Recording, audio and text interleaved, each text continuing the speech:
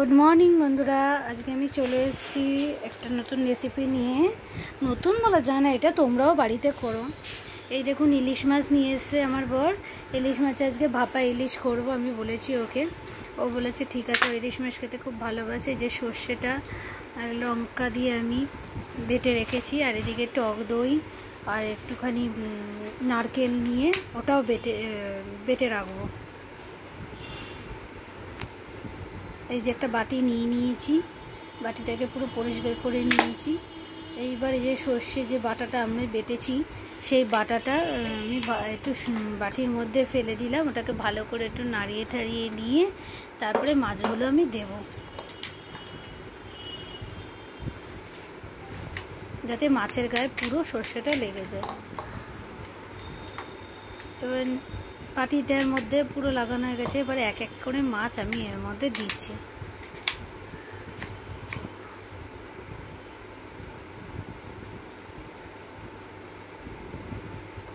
আপনারাও আমার থেকে ভালো ভালো অনেকেই করেন, আমি এরকমভাবে ইলিশ মাছ ভাপা করি।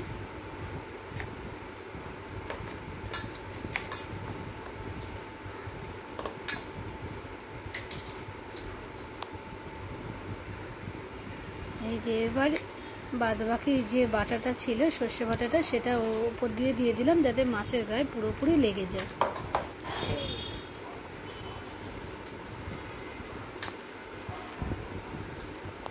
দেখুন পুরো মাছটাই একদম মশলাটার মধ্যে মাখানো হয়ে গেছে। এবার যে মশলাটা করে রেখেছিলাম টক দই আর নারকেল বেটে রেখেছিলাম সেটাও আমি ওর উপর দিয়ে ছড়িয়ে দিলাম যাতে ভালোভাবে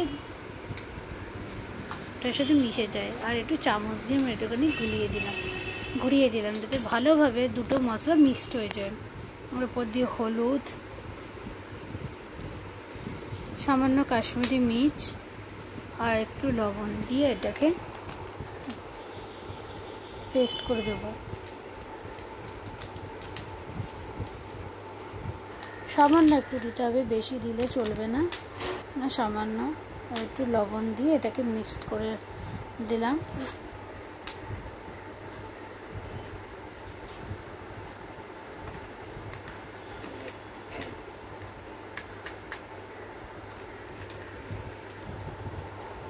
আর সামান্য একটু সর্ষের তেল দিয়ে দিতে হবে যাতে টেস্টটা আরও ভালো হয়।